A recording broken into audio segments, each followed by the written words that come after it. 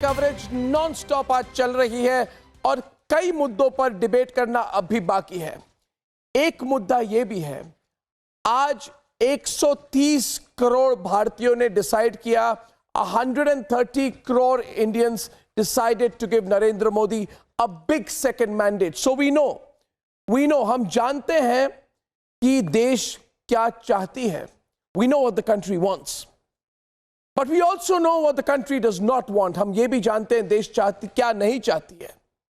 देश ऊब चुकी है। देश किन चीजों के खिलाफ है? देश आज जातिवाद के खिलाफ है। देश अब्यूज और गाली की पॉलिटिक्स के खिलाफ है। देश राजनीतिक ब्लैकमेल के खिलाफ है। देश परिवारवाद या डिनेस्टी के खिलाफ है। तो इस बात पर भी आज चर्चा होनी चाहिए कि आज का जो प्रचंड बहुमत मिला है भारतीय जनता पार्टी और एनडीए को, इससे क्या संदेश देना चाहती है? What is the message the country wants to send on what the country is against?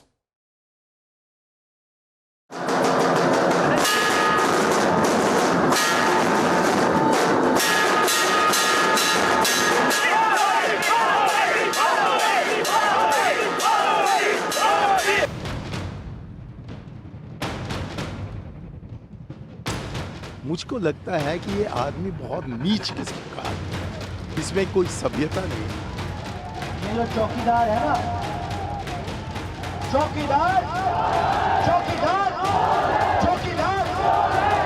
चौकीदार बना total pro Modi, complete and total pro Modi.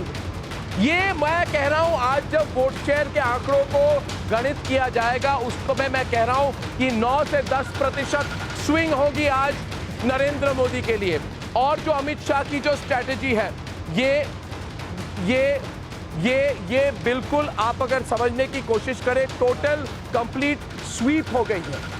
Smriti Irani ji को चांदनी चौक में 1.5 लाख वोट से आ रही है। क्या बात करती है वो? रोतड़ू है, रोती है। रोंडी बच्चे देखे हैं तुमने? अमेठी के नतीजे पे मैं कहना चाहूंगा कि स्मृति ईरानी जी जीती हैं, उनको मैं बधाई देना चाहता हूं। अमेठी के जनता ने अपना डिसीजन लिया है, मैं उस डिसीजन का रिस्पेक्ट करता हूं। ये लोकतंत्र है और मैं चाहूंगा कि स्मृति ईरानी जी प्यार से अमेठी की देखभाल करें।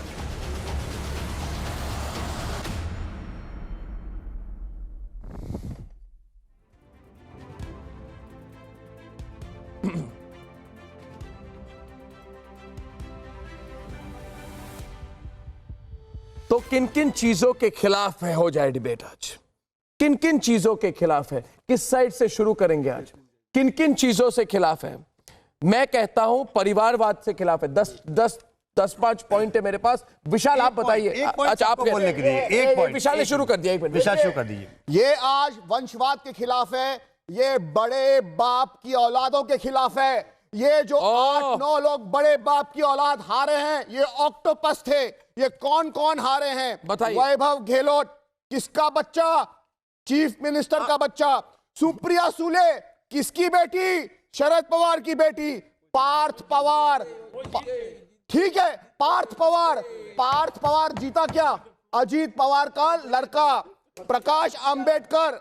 राहुल गांधी किसकी औलाद? एक मिनट, पर्सनल मत कीजिए। नहीं, मीसा भारती, मिलिंद देवरा, ज्योतिरादित्य सिंधिया और Manvendra Singh.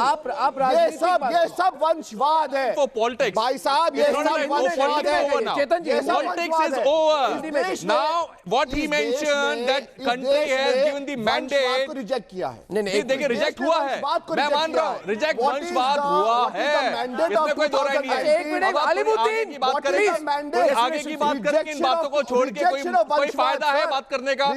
Now let's talk about future. Hindi में बोलिए। मैं जो सवाल पूछ रहा हूँ, चेतन जी, इन्होंने उसी बात को कही। एक वो क्या कहते हैं, इनकी वो मेरी स्टाइल है, उनकी स्टाइल है, वो मेरा तकिया कलाम है। 5th गियर में बोलते हैं तो तकिया कलाम है उनका। मगर बात जो मुद्दे की बात यह है कि आप नॉर्थ से लेके साउथ तक देखिए, अमेठी में वंशवाद खत्म हो गया है कि नहीं? मांड्या में देखिए एचडी कुमार, आप सुन लीजिए ना, मांड्या में एचडी कुमारस्वामी के बेटे हार गए, अशोक गहलोत के बेटे हार गए, डिंपल यादव ट्रेलिंग थी कन्नौज में, सिलचर में सुष्मिता देव हार गए, संतोष मोहन देव की बेटी, ज्योतिरादित्य सिंधिया हार गए, तो एक जो और जितिन प्रसाद हार गए, जो मीसा भारती हार गए, तो ये जो एक मिनिमम, सुन लीजिए, मिनिमम गारंटी प्रोग्राम थी ना एम्प्लॉयमेंट की, कि आपके पास आपके पिताजी या माताजी कोई नेता है तो आप भी बनेंगे, ये वंशवाद, इसके खिलाफ तो वोट है, इस पर कोई दो राय नहीं है। क्यों, आप क्या कहना चाहेंगे इस पर? आप क्या कहना चाहेंगे इस पर? मृत्युंजय जी, आप इतने चुप क्यों हैं? देखिए अर्नब जी, चुप होने का सवाल नहीं है। आज तो भारतीय जनता पार्टी, हमारे विरोधी जीते हैं, इसलिए उनको बोलने का दिन है। हम तो ये बात से आश्चर्यचकित भी हैं, अचंभित करने वाला परिणाम भी है, लेकिन सबक सिखाने वाला भी है। अगर इस परिणाम को देखकर भी अगर हम लोग, हमारा नेतृत्व सबक नहीं लेता है, तो फिर आगे और इससे खराब दिन देखने के लिए मिल सकते हैं। ये बहुत बड़ी बात। और अर्नब, मैं आज माननीय प्रधानमंत्री जी को और जो भारतीय जनता पार्टी एनडीए की टीम जीती है उसको, उसके जनादेश के, उनको विजय को हम सैल्यूट करते हैं, और आपको भी सैल्यूट करते हैं। जो आपने मूड और मिजाज, हो सकता है बहुत जनता आपको भी गाली दे रहे होंगे, लेकिन जो मूड और मिजाज आप बता रहे थे वो आज सही साबित हुआ। ये है मीडिया का धर्म, ये हमको बोलने में कोई गुरेज नहीं है। हम ठीक है, हम अपनी विचारधारा की राजनीति करते हैं, हम हारे हैं, हमको सबक मिला है, हम फिर इस पर गहराई से चिंतन करेंगे, मंथन करेंगे, अपनी कमियों को दूर करेंगे, और फिर हम जनता के बीच में जाएंगे उनका विश्वास जीतने के लिए। लेकिन हमारे लिए बहुत बड़ी चुनौती है, हम उस चुनौती का सामना, नेतृत्व जो हमारा है उसको करना पड़ेगा। मृत्युंजय जी, आपका बड़प्पन है जो आपने हमारे बारे में कहा, मगर जो आपने जिस तरह से आपने एक्नॉलेज की है ये, वो तो लोग, लेकिन कुछ तो लोग बोलेंगे। आज उन लोगों को हमने जब कहा तो कोई भी आदमी, कोई भी आम जनता, जो कोई राजनीतिक दल का कार्यकर्ता नहीं है, वो जो आम देश का जनता था, वो जो साइलेंट था। जी, मैं कहूंगा मृत्युंजय जी कि हम पत्रकार हैं, हमारा काम है देश के पल्स, देश के नब्ज नाड़ी को पकड़ना, समझना, और अगर उस पर लोग कोई मिसअंडरस्टैंड करे तो वही दूसरी बात है। उसमें आप खरे उतरे, इसके लिए मैंने आपको बताया। धन्यवाद। दूसरी बात, जो देश ने किसको रिजेक्ट किया है, मुझे लगता है कि देश ने टुकड़े टुकड़े गैंग को रिजेक्ट किया है, और उसके बारे में आज प्रधानमंत्री ने भी उस पर टिप्पणी की, मगर अमित शाह जी ने उस पर विस्तृत तौर से उस पर कहा कि कांग्रेस ने अपने घोषणा पत्र में देशद्रोह की धारा को हटाने का वादा किया था। शुभ्राष्टा, आपको इसके बारे में पता है, और जिस पर भारत तेरे टुकड़े नारे होने लगाने का आरोप है, उसे सीपीआई ने बेगूसराय से टिकट दिया और अपना उम्मीदवार बनाया, लेकिन कन्हैया कुमार को भी मुंह की खानी पड़ी। आज मुंह की खानी पड़ी, तो क्या यह ना माना जाए कि देश के टुकड़े टुकड़े गैंग, देश ने टुकड़े टुकड़े गैंग को नकार दिया, that the country has rejected the टुकड़े टुकड़े गैंग। सुब्राष्टा, बात नहीं है अर्नब, बात आतिशी मरलेना की भी है, जहां पे सुनने में आ रहा है कि डिपॉजिट तक, जमानत तक जब्त हुई है वहां पे।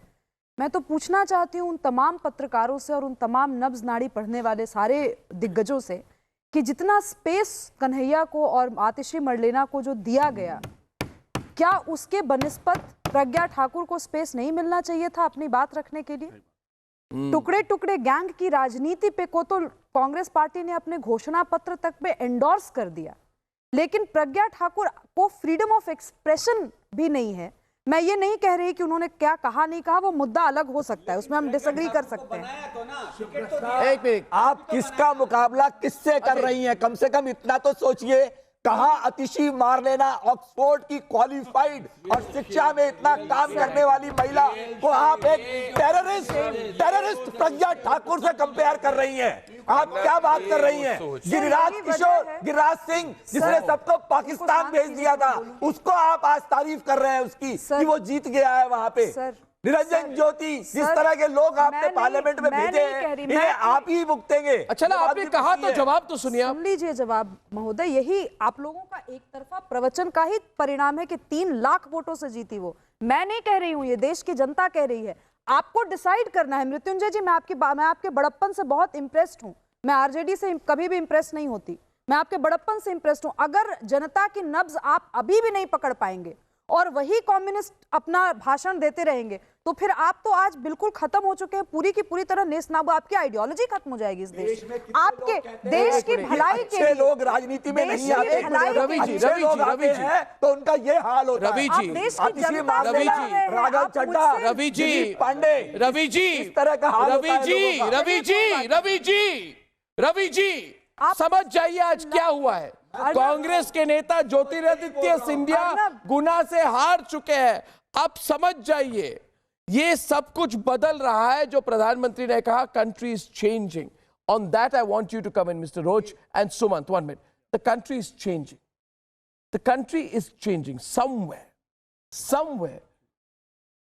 There is a party that understands the country deeper. And there is a country that is angry that the country doesn't vote it to power anymore. Am I wrong in putting it that way? Do you get what I'm saying? You know. So do you agree with what I'm saying? Savio, you want to take that? Savio, you want to take that first? Savio first. Savio. What the Congress and the opposition is failing to understand is the actual nerve of the people of India. They are not interested in anti-nationals. They are not interested in your caste politics. They are not interested in religion politics. What they are interested in is development. You're forgetting the age groups of the voters that have increased. That's the young age group. We don't care what you guys want to play about, what the uncles are doing about in politics. बहुत खूब. We want a better India. We want India to compete well said, globally. Savio की बात पर एक minute Savio की बात का अनुवाद कर दूं। एक मिनट Savio की बात का अनुवाद कर दूं। Savio की बात का अनुवाद कर दूं मैं। Savio कह रहे हैं, एक मिनट Savio कह रहे हैं कि जो नई पीढ़ी है, जो इस बार 1.5 करोड़ वोटर आए हैं, जो 2000 के बाद उनका जन्म हुआ है, 18-19 साल के, उनको समझिए। ये नहीं जात पात की, it is not going to work with them. The politics of the 90s won't work with them. Sumant and Roach, which one of you? First of all, which one? Sumant takes that. So I'll come to you. The point is, this is a extremely, completely decisive mandate, and it is a mandate in favor of Mr. Modi, period. I don't think there's any two opinions on that. I don't think anybody argues about it. Now, the point is, how is this mandate going to be used? This is, for instance, you said about the development politics, and that is the sincere hope of everybody here, that this would be used to put forward the agenda of developmental politics, which wasn't highlighted a great deal during the run-up of the campaign. So I think, yeah. So, question to you. Yeah. This country over the last several years has seen what kind of politics? And I'm telling you because I'm a guy who's grounded with the youth. The opposition completely both failed, ways, right? Completely so the failed. country is looking at what? It's not about what you and I think. They want us to grow. Look at what the people... I agree with what Arnab said. They are still in the 90s. They're still stuck there. Congress or the opposition. सबकी बात में ले लो, एक minute, और लोगों ने क्या नकारा है उसके बारे में भी बात हो जाए। एक मिनट यशवंत जी, मैं एक बात आपसे भी पूछना चाहता हूं, प्रदीप आपसे भी।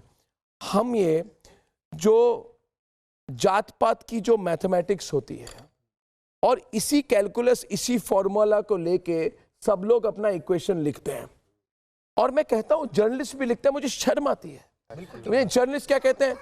10% EBC, 25% OBC, MEBC, MBY, मुस्लिम, दलित। नहीं, आज बताइए मुझे, मैं जब से पत्रकारिता में आया हूं, मैंने सिर्फ यही सुना है कि पत्रकार बनना चाहते हो जाति समझो। मैं जब कॉलेज में था, मुझे बोला गया था कि पोस्ट मंडल जाति समझो। ये जाति से ऊब गए लोग, और राहुल गांधी के नेता उदित राज फिर कहते हैं कि प्रेसिडेंट, राष्ट्रपति गूंगा बहरा दलित है। एक राष्ट्रपति को भी गूंगा बहरा दलित किया जाता है, तो लोगों में उसमें भी तो गुस्सा है। People are angry with it. इतने सारे से हम लोग एक मिनट हम इतने साल से काम कर रहे हैं साथ में, रिपब्लिक या अर्नब तुम्हारे साथ में। एक चीज मैं ऑन रिकॉर्ड कह रहा हूं, यहां पे आकर के मैं बात करता हूं कि female as a vote bank बना है, यहां आकर के मैं बात करता हूं कि first time voter as a vote bank बना है, जिसने डिसाइसिव मैंडेट ये दिया है। यहां के बाहर इसी नगरी के अंदर जहां पर मैं जाता हूं, मुझसे सवाल ये पूछा जाता है, यादव शिफ्ट हुआ कि नहीं हुआ? अरे भाई साहब, यादव हुआ कि नहीं हुआ? पहले ये समझिए कि यादव के अंदर जो यादव महिलाएं हैं उनको भी वही टॉयलेट्स मिले हैं जिसके अंदर जाकर के वो सुरक्षित महसूस करती हैं, रात को अंधेरे में और सुबह अंधेरे में नहीं जाना पड़ता। यादवों के अंदर वही फर्स्ट टाइम वोटर है जिसने स्कूल में प्रधानमंत्री को सुना, वो एक एस्पायरेशनल वैल्यू को लेकर चल रहा है, वो एक नया भारत देखना चाहता है। और ये जो इक्वेशन है महिलाओं के, नए वोटर के, ये कास्ट लाइंस को ये बहुत बड़ी बात है। इस पर मैं प्रदीप अर्नब, मैं एक बहुत इंपॉर्टेंट पॉइंट कहना चाहता हूँ। लाइक 400 लोकसभा जब मैं घूमा, अब आप लोग 1990 के दशक से आते थे, तब तो हम लोग बच्चे थे, तब हम लोग इतना नहीं पढ़ा। मैं आप उस समय हम लोग मजाक हो रहा है प्रदीप भंडारी। अर्नब, मैंने ये देखा है कि जितना जात पात की बात दिल्ली के अंदर और दिल्ली के जो पत्रकारों के अंदर एक ऑक्सीजन के रूप में होती है, पर जब आप जमीन पे जाते हैं और आज के वोटर से बात करते हैं, उसके दिमाग में वोट बैंक करके टर्म ही नहीं है। उसके दिमाग में सिंपल ये है कि भाई उसके लिए कौन सा व्यक्ति क्या कर रहा है। मैं इतनी सारी गाजीपुर के अंदर दलित महिलाओं से मिला, वो अपने पति से साइड में आके बोलती भाई हम तो मोदी को वोट करेंगे क्योंकि मोदी ने तो मेरे घर में लाइट दे दी और चूल्हा दे दिया। वहीं कोई पति बोलता है कि नहीं मैं जाके उसी पार्टी को करूंगा। तो कहने का ये मतलब है, I'll tell you one thing, नहीं, मैं आपकी बात समझ गया। अभी ये जो एक लॉबी है दिल्ली में, I'll tell you what the lobby is saying। मैं अंग्रेजी और हिंदी दोनों में कहता हूं। सुधांशु त्रिवेदी नमस्कार, गुड इवनिंग। 10:17 हुए, हमारी एनर्जी तो फुल है, पता नहीं आपकी एनर्जी कितनी है। हाउ इज द जोश Sudhanshu Trivedi, how is the जोश? नहीं बिल्कुल बिल्कुल, हाय सर। तो हाय सर। नहीं, मैं ये कह रहा हूं कि दिल्ली के जो लोग ये कह रहे हैं अभी, व्हाट ही वाज सेइंग। जी मैं सिर्फ एक लाइन ऐड करना चाहता हूं। ये 2019 का इलेक्शन जो था, इसमें फर्स्ट टाइमर वोटर वो था जिसने होश 21वीं सदी में संभाला, जिसको हम लोग 2000 के आसपास मिलेनियम जनरेशन कहते थे। I think the millennium generation, which was the first time voter in this election, has given this massive mandate. ये एक इंडिकेशन है कि 21st सेंचुरी का भारत किस तरफ जा रहा है।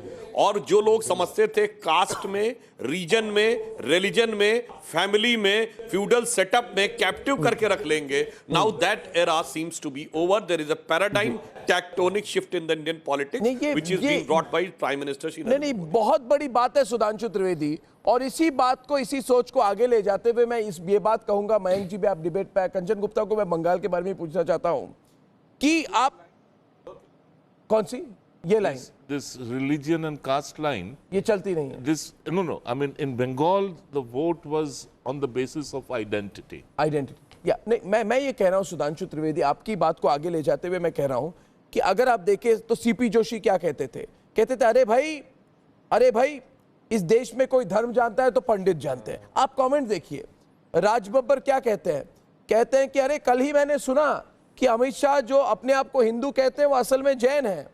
मुलायम सिंह यादव ने क्या कहा? मुलायम सिंह यादव ने 9 अप्रैल को कहा अरे नरेंद्र मोदी तो वो क्या कहते हैं, नरेंद्र मोदी फर्जी ओबीसी है ना, फर्जी ओबीसी है। अब तेजस्वी यादव ने भी उसको ट्वीट किया, फर्जी ओबीसी है। राहुल गांधी ने क्या कहा कि नरेंद्र मोदी एंटी दलित है। ये किताबी बातें हैं, इसको राहुल गांधी ने किसी ने सिखाया है, किसी ने गलत सिखाया राहुल गांधी को कि आप कह दो, ये सब कर दो, इधर लोग गुस्सा हो जाएंगे, इसको एडजस्ट कर लेंगे, इसको तोड़ देंगे, लिंगायत को निकाल देंगे, ओबीसी को खींच लेंगे, अपर कास्ट को तोड़ देंगे, फिर जाके ड्रामा कर दो। मायावती के खिलाफ जो वो लीडर, क्या नाम, जो अस्पताल में थे, उसके पास एक बार हॉस्पिटल भी जाओ, दलित वोट आपके पास आ जाएंगे।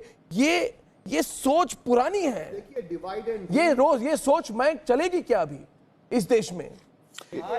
Actually, Arnav, those who were trying to portray and they were very much enthusiastic about that so-called statement of divider. आप बताइए, मयंक जी बताइए, आप Modi ji become the Mayank ji biggest बोल रहे हैं, उसके unifier. बाद आ रहा हूं आपके पास वापस। सुधांशु जी अभी आ रहा हूं, मयंक गांधी बोल रहे हैं, उसके बाद। इस टाइम का जो इलेक्शन हुआ उसमें मेन 2 फैक्टर थे, डेवलपमेंट और नेशनलिज्म, और Modi was the symbol of that. और इस बार जो माहौल बना है और जो एंटी नेशनल है वो सब हारे हैं, बुरी तरह आ रहे हैं। डेवलपमेंट के विरुद्ध जिसने बोला है, तो इसमें ये जो एरिथमेटिक था कि कौन कितना परसेंटेज मिलेगा, किसको कास्ट को मिलेगा, ये एरिथमेटिक की जगह ये केमिस्ट्री बन गया। बिल्कुल। और बहुत सारा जो था, जो डिफरेंसेस थे, ये सब मर्ज हो गए। अच्छा एक बात कहूं, एक बात मैं समझ नहीं पाया, आपको पूछ रहा हूं, आपको एक बात पूछ रहा हूं, एक बात मैं समझ नहीं पाया। ये जो अमेरिकन टाइप अंग्रेजी पत्रकार है, मैं कह रहा अमेरिकन टाइप अंग्रेजी पत्रकार, और कई है अमेरिकन ही है, बिल्कुल इंडिया में उनका दुकान चलाते हैं। नहीं सोच नहीं भाई, पासपोर्ट भी अमेरिकन है। अरे गजब। हाँ, नाम नहीं ले रहा, उनको पता होगा, इशारा ही काफी है। मैं ये कह रहा हूं, ये अपने फर्जी तार में लिखते हैं कि UP Dalits are keeping their options open. तो किसने बताया आपको? और आप क्या ये हर बार दलित ऐसे सोच रहे हैं? ये कोई और लॉजिक नहीं है। दे विल नॉट, ये कह रहे हैं BJP numbers hit by SP BSP caste arithmetic. Who says? Yeah, even the BJP also said it. They were a couple BJP says what? about the caste issue. Caste issue आपने बनाया? नहीं नहीं, हम लोग ने नहीं बनाया। आपने बनाया caste issue? No, Arnab, I know very clearly on this. We had a discussion also. On one of your debates, we had this issue discussion, Arnab. You can check your debates. आप इनको रोज को बोलने दीजिए, रोज तब से complain कर रहे हैं। Or same thing on one of your debates, we said the same thing about it. And I said also, and I had the data with me, which I mentioned to you, on the caste issue, who started it and where it started. I was very clear on that and very evident, very much. Because it was very much clear and evident when they started and how they started with the caste issue. It was never there. Yes, on minority issue, yes, the Congress on minority issue was playing the card there, which we said yes, I agree to that. But on the caste issue, it is not the Congress who mentioned it. No. Let Mayank speak now, please. Mayank. Tell you the fact. Mayank. It's the fact. Mayank को बोले, Mayank बोलिए। इस देश के अंदर कुछ elite है, अंग्रेज है, जो भले कोकोनट जैसे हैं, बाहर से ब्राउन है लेकिन अंदर से वो वाइट ही है। ऐसे बहुत सारे कोकोनट हैं, और ये मोस्ट ऑफ देम, ये लुटियंस वाला या खान मार्केट वाली जो आप गैंग बोलते हैं, यही सारे हैं। तो ये देश का जो सोल एंड इथोस समझ नहीं पा रहे हैं, फॉरेन से सारे कंसेप्ट लेके आ रहे हैं, इंटरनेशनल कंसेप्ट लाके इंडिया के ऊपर थोकना चाहते हैं। इस बार के चुनाव में ये बहुत अच्छे से आर्टिकुलेट हुआ अगेंस्ट दीज पीपल, और लोगों ने पूर्ण सपोर्ट दिया हुआ है। मैं वापस रिपीट करूंगा, इसको सबसे पहले ये ना सोचा जाए कि कास्ट का फैक्टर खत्म हो चुका है। नहीं, खत्म नहीं। ये वाला जो इलेक्शन कम हुआ है। ये वाला जो इलेक्शन है, ये वाला जो इलेक्शन है, ये वाला जो इलेक्शन है, ये तीन तलाक जो आया है, अगर एक महिला परिवार, ये वाला इलेक्शन एक अलग स्वीप कर गया ये सारे कास्ट के उसके प्रॉब्लम्स को। पर उसका मतलब हमें ये जनरलाइज नहीं करना चाहिए कि फ्यूचर में डायनेस्टी नहीं आएगी, कास्ट नहीं आएगा। This is a very particular election which has wiped away all these things. इन सारी चीजों के ऊपर There's no doubt about it. एक चीज लगती है, जो आंकड़ों में आए ना आए, सर्वेज में आए ना आए, एक वोटर या एक आम नागरिक की हैसियत से मुझे लगती है, मुझे लगता है कि ये मैंडेट दरअसल बेहद हद दर्जे की नेगेटिविटी के खिलाफ है, कि सब कुछ बर्बाद है, सब कुछ लुट गया है, अंधेरा छा गया है, प्रेस की आजादी मर गई है, इमरजेंसी आ गई है, भारत का भविष्य डूब चुका है, और अगर ये हो गया तो अब सब कुछ खत्म हो चुका है। मुझे ऐसा कॉन्स्टिट्यूशन खतरे में है, और इसके आगे मैं आपको याद दिलाता हूं, अरविंद केजरीवाल ने अभी कहा इतनी नेगेटिविटी लास्ट इलेक्शन केवल इस बात के लिए, एक मिनट, इतनी नेगेटिविटी केवल इस बात के लिए कि आप जिस एक इंसान को पसंद नहीं करते हैं वो चुनाव जीत गया, जनता ने उसको जनादेश दे दिया, और आपकी लाख निगेटिविटी के बावजूद जीत गया। तो मेरा एक बात सुनिए, एक मिनट, अगर आपकी लाख नेगेटिविटी के बावजूद जीत गया, तो मेरा एक केवल लाइन का आंसर है उस चीज के लिए, प्लीज ये समझिए कि वो बंदा केवल और केवल आपकी नेगेटिविटी के कारण जीता है। इस देश ने केवल और केवल आपकी नेगेटिविटी। एक और बात है, बंगाल के बारे में कहना चाहूंगा। एक मिनट, बंगाल के बारे में कहना चाहूंगा, इस पर प्रदीप को भी लाना चाहता हूं। प्रदीप ने इस बार फैंटास्टिक कवरेज किया बंगाल में, स्पॉट ऑन नंबर्स इनके स्पॉट ऑन, बंगाल, उड़ीसा और उत्तर प्रदेश में। जो बंगाल के बारे में कहना चाहूंगा, कंचन दास से भी पूछूंगा, और इस पर शायद सुधांशु त्रिवेदी भी आना चाहेंगे। तो मुझे लगता है कि जो वायलेंस है उसके खिलाफ, उसको भी रिजेक्ट कर दिया है लोगों ने, क्योंकि अगर ममता बनर्जी ने सोचा था कि ओपन वायलेंस के साथ, हिंसा के साथ दादागिरी दीदीगिरी कुछ भी करे, हिंसा, लोगों को रोकना, वोटिंग बूथ पे नहीं जाने देना, उखाड़ फेंकना पोस्टर्स, ये सब नहीं चला इस बार। कंचन But in Bengal, what happened last year's panchayat elections, we saw much more violence than we saw this time. So violence and fear, they have a threshold limit. They have a threshold, and now it's crossed it. So once you cross that, people also become desperate and they don't give a damn. I mean, you want to kill me, you kill me, but I will stand against you. Number two, when people expect the government to protect them, not to leave them open for violence. Yeah, but people also become sort of, I mean, look at Babul Supriyo. He won with 1.9 lakh votes after the TMC candidate, after the TMC attacked him so many times. Look at but the Alipur candidate against him was missing her morning tea. No, that's... but look at Purulia. Look at Purulia. Purulia, I want to cover it. Dada, watch it. Kanchanda, look at Purulia, where the BJP workers were killed. So, there was BJP has lost 60 workers in the last few years. वही मैं कह रहा हूँ. Now, the point which you are making about caste and religion, in West Bengal, what actually happened? Now, this massive, brazen manner in which Mamata Banerjee and the TMC have pandered to Islamists, to illegal immigrants. They've taken a pro-Muslim stand. She wears a scarf. She does all kinds Muslim of things. appeasement, So not just Muslim pro-Muslim. appeasement. Now, that built up a huge amount of उसके बारे में मैं प्रदीप और सुधांशु त्रिवेदी को पूछ के आपके पास counter resistance has come into play over here. And the last point, the Mathua community. The Mathua community, I think, played a very important role in pushing the envelope for the BJP. जो एक बात है कि मुझे लगता है कि नरेंद्र मोदी और अमित शाह की politics unconventional, Amit Shah is micro, Narendra Modi looks at the big strategic picture. ये कॉम्बिनेशन भी यूनिक है, ये भी मानना पड़ेगा. It is never been seen before. आप इसको मानेंगे? Narendra Modi looks at the macro strategic picture and Amit Shah is micro, down to every constituency, assembly constituencies. So both of them as a combination work extremely well on the ground. पर हिंसा के बारे में, हिंसा के खिलाफ जो वोट था, इस पर मैं चाहता हूं सुधांशु त्रिवेदी भी कहे, क्योंकि मुझे लग रहा है कि इस बार ये बड़ा फैक्टर था. जी. Arnav, I agree to you. The organizational expertise and dexterity to work at the micro level with Sri Amit Shah, I think it is enormous and unparalleled in the recent Indian politics. And so is the enormous popularity of Sri Narendra Modi. I think it is also unprecedented in the post-independence era. When I say post-independence era, I say with full confidence, because Nehru ji and Indira ji, they became prime minister for the first time, not by people's mandate, but by the internal equations of their party.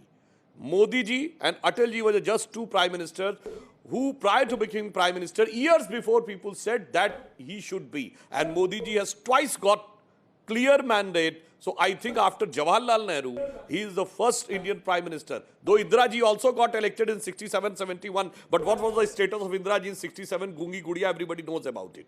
But Modi ji was having this personality, same in 2014 and enhanced in 2019. So I think what you are talking about, this combination, that too, Pradeep with a precise, targeted, to the upliftment of the extremely powerful people and motivation of the worker was also. जी. मेरा आपसे सुधांशु जी सवाल है कि आपको क्या लगता है कि बंगाल के अंदर जो कांग्रेस है और लेफ्ट है वो पूरी तरीके से जो डाइल्यूट हुई है, उसने आपको एक वैक्यूम प्रोवाइड किया, और जो पंचायत इलेक्शंस के अंदर लोगों को रिस्ट्रिक्ट किया गया था, वो एक टिपिंग पॉइंट था जहां से आपको एक कैटलिसिस मिला कि हाँ, यहां से हम पूरी सर्च कर सकते हैं. आगे निकल सकते हैं. Was that the tipping point for the Bengal BJP surge? जो आपने कहा इसको मैं दूसरे ढंग से कहूंगा. Being obsessed in the mirage of so-called secular politics, the left and Congress, they themselves has left the entire field vacant. Obviously, in politics nothing remains vacant. तो उन्होंने अपोजिशन का स्पेस ही छोड़ दिया, और वो स्पेस obviously मोदी जी की popularity और जैसा मैंने कहा अमित शाह जी की ऑर्गेनाइजेशन डेक्स्टरिटी ने भर दिया आके। वर्कर्स बैठे हुए थे और ममता जी शायद इस गलतफहमी या मुगालते में रह गई कि बीजेपी तो बहुत कमजोर है, क्या फर्क पड़ता अगर हम एक्सट्रीम कम्युनल पॉलिटिक्स भी करते चले जाते हैं, BJP is not going to get benefit. मैं कहना चाहूंगा जो थोड़ा कंट्रोवर्शियल रहेगा, और लेफ्ट और कांग्रेस एक मिराज में पड़े। लोगों ने लोगों ने किसको रिजेक्ट किया? मुझे लगता है सुधांशु त्रिवेदी, और मैं सवाल आसिफ बामला से करूंगा कि आसिफ बामला, मुझे लगता है कि जो नरेंद्र मोदी के खिलाफ विदेशी मीडिया, विदेशी पत्रकार, पाकिस्तानी पत्रकार, पाकिस्तानी लेखक सब स्क्रीन पर हैं, जो हर वक्त गाली देते रहते थे, डिवाइडर इन चीफ है, ये है वो है। मैं आश्चर्यचकित हूं, लंदन में एक अखबार है गार्डियन, बताऊं उसका हेडलाइन क्या है? अगर सब स्क्रीन पर हो तो मैं बताऊंगा। हाँ, उन्होंने आज हेडलाइन क्या लिखी है पता है आपको प्रदीप? उन्होंने लिखा है Narendra Modi claims to have won. वो कहते हैं Modi claims a landslide victory. Headline है और उन्होंने लिखा है profile from impoverished tea seller to master of political theatre, यानी कि पहले चाय वाला थे और अभी वो ड्रामेबाज हैं, और कह रहे हैं कि नरेंद्र मोदी कह रहे हैं कि वो जीत गए। ये जो हमेशा प्रदीप जो वेस्टर्न मीडिया का अप्रोच रहा है, और जो हमारे इधर लुटियंस के मीडिया जो हमेशा उनके साथ मिलकर देश को गाली देने वाली पॉलिटिक्स चल रही, लेखक या ये भी मैं कह रहा हूं, ये जो कहते हैं ये मतलब same mentality, it's the same ecosystem, it's the same ecosystem Vishal. मैं कह रहा हूं आप कोई भी न्यूज़पेपर क्लेम्स पकड़िए, वो जो भी नहीं, कुछ भी बोलो, आप टाइम मैगजीन का कवर देखिए भाई साहब। There is a mister Roydon, please, why is it that 1940 just one second, 1947 से अभी तक डिवाइड एंड रूल की पॉलिसी अंग्रेजों ने भी की और इंडिया मीडिया इन लोग ने भी की, कांग्रेस ने। ये first time Vishal, I have a very important point. Vishal, allow me for 1 second. Vishal, and rule. अच्छा, listen to me. Why is it that the same Delhi gang, please, when the Time article, please, when the Ravi, when एक second, अच्छा आज सुन लीजिए, काम करना पड़ेगा। When the Time magazine writes divider in chief, why is it that the journalist lobby in Delhi tweets it the maximum? Why is it that the shares of a Time magazine writing as Narendra Modi is divider in chief is maximum in the Delhi journalist lobby compared to what it is even in abroad? This is a whole ecosystem which is in place. Don't say that, Arnab. And this is the same gang which plans stories of EVM. I'm telling you, this is the whole nexus which runs from EVM to plan India as a divisive country and plan India as a communal country. आज के नतीजों में, आज के शुभराष्ट्र भी कुछ कहना चाहती थी। शुभराष्ट्र, The opposition allows me. The problem is that for a very long time in this country, one narrative which is set somewhere in the Vatican has been legitimized by a certain lobby. Let's have to face it. It has to be faced as reality stares us. In 2003, India Today carried the same article. I mean, the cover page had the exact. To do with it? Sir, can I please? Vatican to do with it? Can you allow me to allow? Can you allow me? Allow me to, sir, Baba. Vatican ruling here? Vatican ruling here? Vatican ruling here? आप बोलिए, don't stop. Subrashta continue.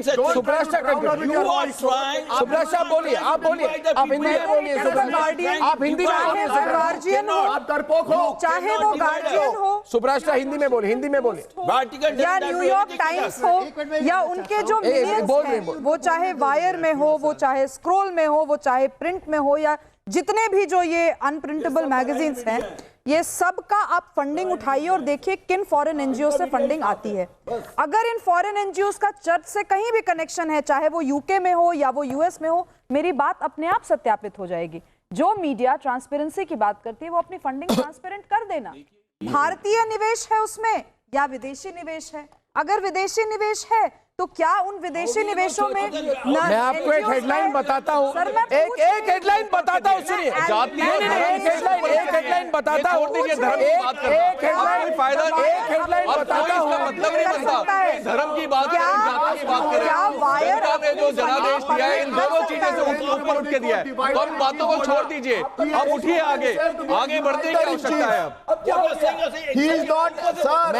मैं आपको एक minute, अरे वो जो mister रोच discipline, mister रोच discipline, मैं कुछ कह रहा हूं, मेरी बात सुनिए, मैं आपके ऊपर नहीं बोलूंगा, रोच जी आप जरा रुक जाइए।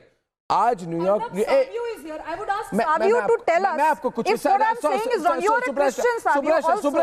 सुब्रष्ट आप रुक जाइए, मैं सुब्रष्ट आप रुक जाइए, जो आज जो ये कोई हिंदू मुस्लिम क्रिश्चियन सुब्रष्ट आप एक मिनट रुक जाइए।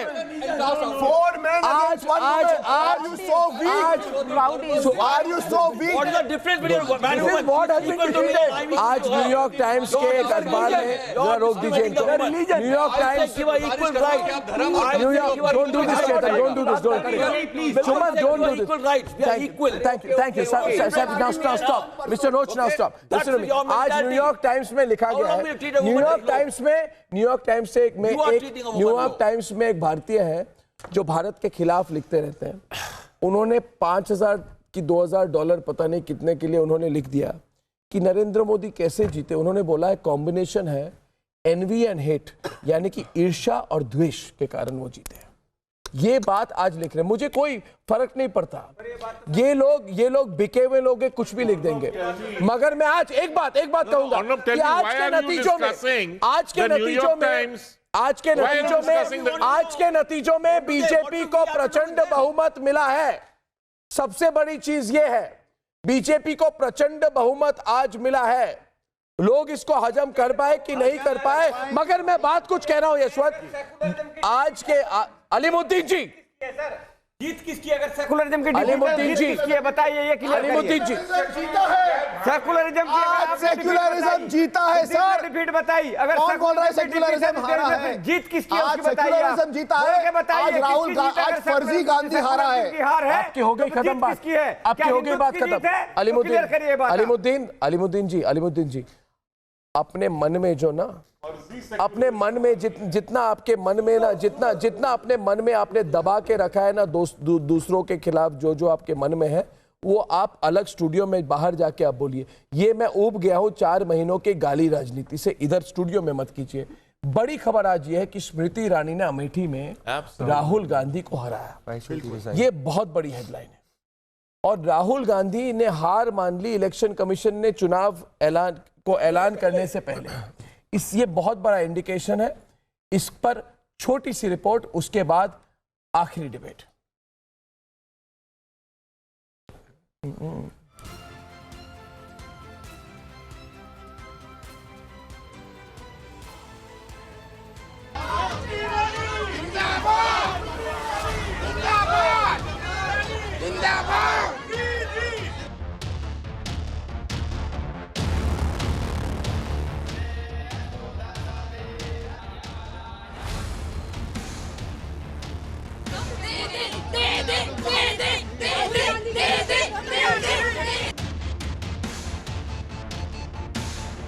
स्मृति ईरानी जी जीती हैं, उनको मैं बधाई देना चाहता हूँ। अमेठी की जनता ने अपना डिसीजन लिया है, मैं उस डिसीजन का रिस्पेक्ट करता हूँ, ये लोकतंत्र है। और मैं चाहूँगा कि स्मृति ईरानी जी प्यार से अमेठी की देखभाल करें।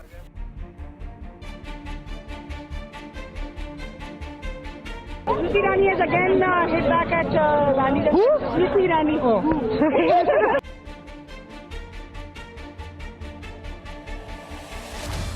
ये कानपुर की वो धरती है जो आज अमेठी के साथ स्वर से स्वर मिलाकर कहती है, भाग राहुल भाग, सिंहासन खाली कर,